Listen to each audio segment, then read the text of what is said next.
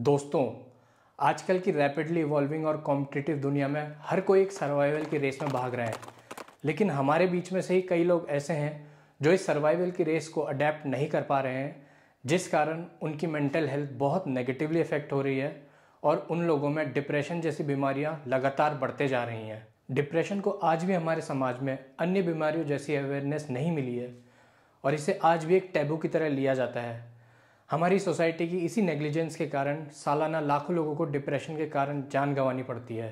तो दोस्तों, चलिए देखते हैं डिप्रेशन के बारे में कुछ फैक्ट्स। क्या आपको पता है कि 2022 में वर्ल्ड की सारी कंट्रीज़ में से यूक्रेन में सबसे ज़्यादा डिप्रेशन का प्रेवलेंस पाया गया, लेकिन अगर हम एब्सोल्यूट नंबर्स में जाएँ तो इंडिया में सबसे ज़्यादा डिप्रेशन के पेशेंट्स रहते हैं। 2015-16 में हमारे देश के 12 स्टेट्स में एक स्टडी हुई थी जिसका नाम था नेशनल मेंटल हेल्थ सर्वे, जिसमें यह देखा गया कि एक एवरेज इंडियन को 5.25% का रिस्क होता है डिप्रेशन में जाने का अपने पूरे लाइफ टाइम में।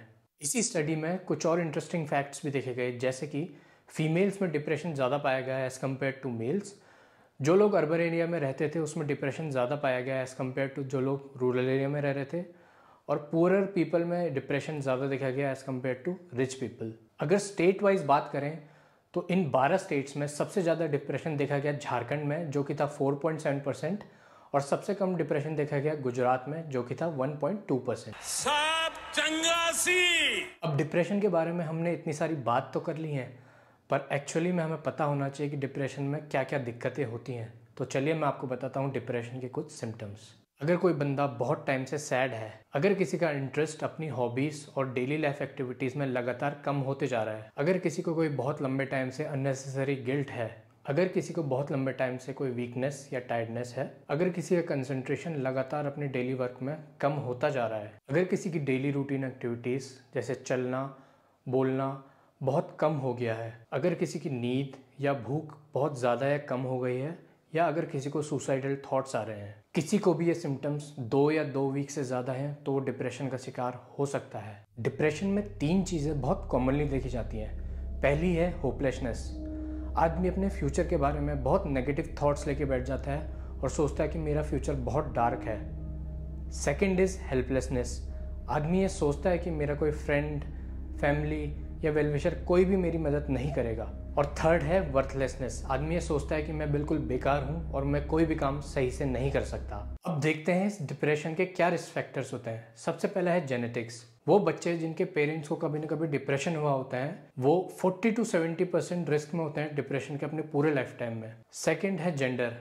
ऐसा देखा गया कि फीमेल्स में जो डिप्रेशन है वो ट्वाइस होता है एज कम्पेयर टू मेल्स। वो इसलिए क्योंकि फीमेल्स में जो हार्मोनल फ्लक्चुएशन होता है वो बहुत ज़्यादा होता है और मेल्स में बहुत नेग्लिजिबल होता है। और डिलीवरी के बाद फीमेल्स में एक खास बीमारी होती है जिसे पोस्टमार्टम डिप्रेशन कहते हैं, और जो बट ऑब्वियसली मेल्स में नहीं होती।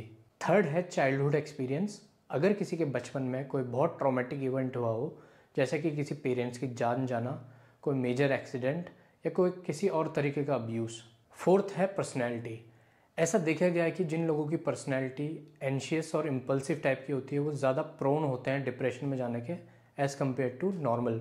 फिफ्थ है फिजिकल इलनेस। जो लोग बहुत लंबे टाइम से बीमार चल रहे हैं, जैसे कि किसी को हार्ट डिजीज़ है, कैंसर है या कोई पोस्ट स्ट्रोक पेशेंट है, तो वो लोग बहुत ज़्यादा प्रोन हो जाते हैं डिप्रेशन में जाने के लिए। सिक्स्थ और जो मोस्ट इंपॉर्टेंट फैक्टर है डिप्रेशन का, वो है सोशल फैक्टर्स।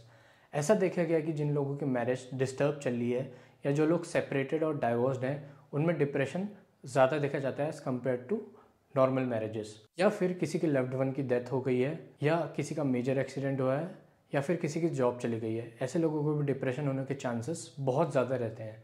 एक इंटरेस्टिंग बात यहाँ है कि अगर किसी पर्सन में मल्टीपल रिस्क फैक्टर्स मिलते हैं डिप्रेशन के, वो बहुत ज़्यादा प्रोन हो जाता है डिप्रेशन के लिए। अब आते हैं डिप्रेशन के ट्रीटमेंट में। अगर किसी को भी ये लग रहा है कि वो डिप्रेशन का शिकार हो रहा है, तो तुरंत अपने फ्रेंड्स और फैमिली की हेल्प ले और जल्द से जल्द एक डॉक्टर से संपर्क करें। डिप्रेशन का जो ट्रीटमेंट है ये 2 पार्ट्स में डिवाइडेड है, फार्माकोलॉजिकल और नॉन फार्माकोलॉजिकल। फार्माकोलॉजिकल मतलब जो इलाज गोली से होगा। तो ये जो गोली होती है, आजकल जो मोस्ट कॉमनली प्रिस्क्राइब मेडिसिन है वो है SSRI, जो कि डिपेंडिंग ऑन द सिम्टम्स और duration case to case differ करती हैं और वो आपके डॉक्टर आपको प्रिस्क्राइब करेंगे। दूसरी जो थेरेपी है वो है नॉन फार्माकोलॉजिकल थेरेपीज। ये जो गोली से हटके हमारा ट्रीटमेंट होता है वो सारी इसमें आ जाती हैं। नॉन फार्माकोलॉजिकल थेरेपी में जो मोस्ट कॉमनली प्रैक्टिस्ड है वो है कॉग्निटिव बिहेवियरल थेरेपी। इसमें क्या होता है कि आप अपने थेरेपिस्ट के साथ बैठते हैं, आप अपने थेरेपिस्ट को अपनी प्रॉब्लम्स बताते हैं, आपका थेरेपिस्ट आपकी प्रॉब्लम्स को ब्रेक डाउन करता है, उसका एनालिसिस करता है और आपके लिए एक सल्यूशन बताता है। ये मल्टीपल सेटिंग्स में होती है depending on case to case. इसके अलावा जो थेरेपीज़ हैं वो है नेचुरोपैथिक थेरेपी, बायोलॉजिकल थेरेपी और साइकोथेरेपी। आई होप आप सबको ये वीडियो पसंद आया। Till the next video, bye bye and take care.